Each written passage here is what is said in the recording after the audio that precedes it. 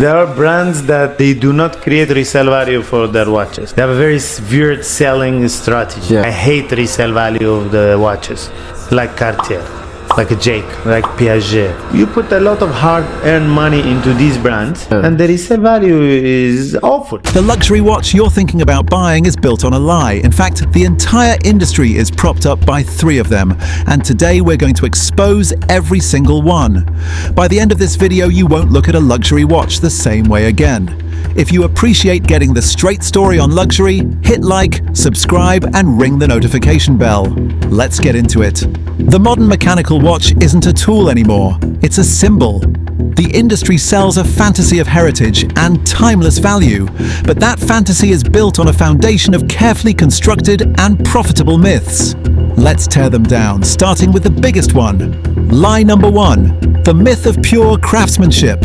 Brands want you to believe that a high price tag equals a watchmaker in a Swiss chalet, hand-filing every gear. This story is built on 2 key phrases, in-house and handmade. Both are mostly marketing spin. First, in-house. This term is pushed as the ultimate sign of a brand's skill, justifying sky-high prices. But the term isn't legally protected or even clearly defined. For most of watchmaking history, the industry was a collaborative ecosystem. The greatest brands, including Patek Philippe and Rolex, built their names using movements from third-party specialists.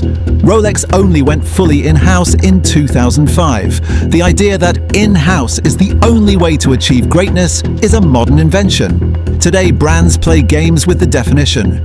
If Longines, owned by the Swatch Group, uses a movement made by ETA, also owned by Swatch Group, is it in-house? A more honest term would be in-group. Tudor's movements are made by Canissi, a company Tudor has a majority stake in, but Canissi also sells movements to competitors like Breitling and TAG Heuer. It's not as exclusive as they want you to believe.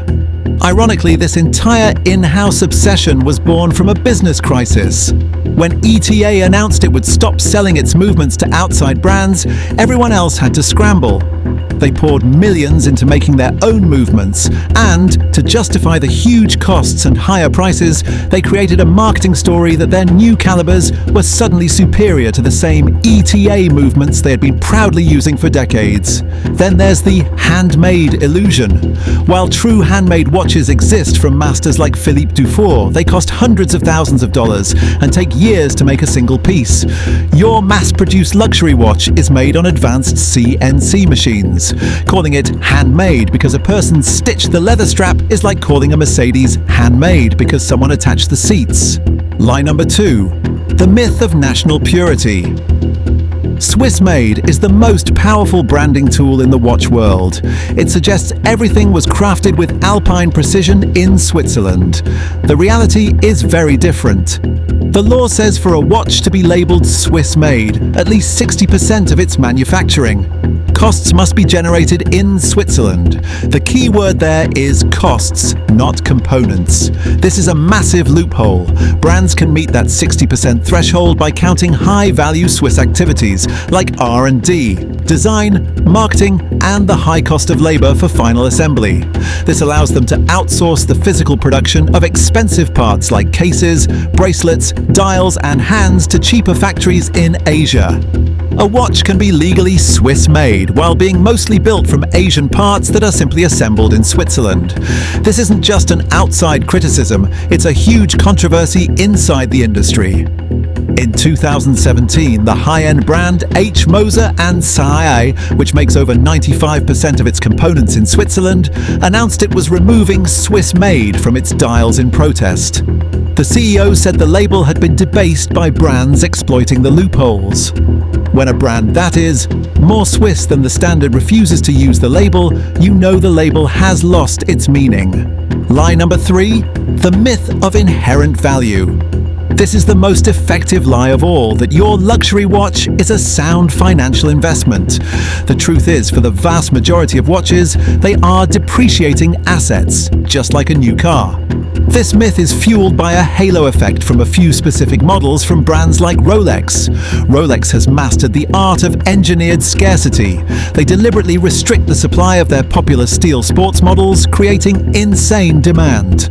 The infamous wait list isn't a line, it's a tool for dealers to force you to buy less desirable, higher margin jewelry or watches just to get the chance to buy the one you actually want.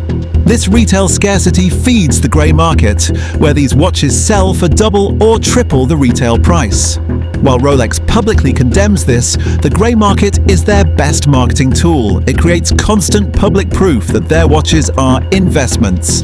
This makes people believe the entire brand and even the entire category of luxury watches will hold or increase in value.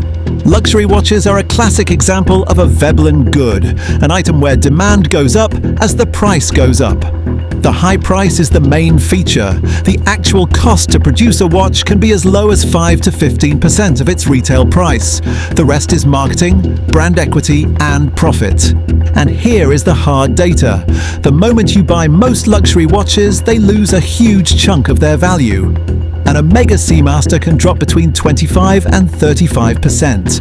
A Breitling Navitimer between 20 and 30%. Even a popular Tudor Black Bay 58 will likely lose 10 to 20% of its value the second you walk out the door. This is just market information, not financial advice. So to recap, the idea of pure craftsmanship is obscured by flexible marketing terms. The Swiss-made label allows for globalized production, and the investment narrative is a myth for all but a handful of hyper-inflated models. The point isn't to kill your passion for watches. The engineering and artistry are real. The point is to buy with your eyes open. Buy a watch because you love the design and the mechanics, not because of marketing hype or a belief in future profit. So here's my question for you. Now that you know the truth behind the in-house movement narrative, are you more or less likely to pay a premium for one? Let me know in the comments.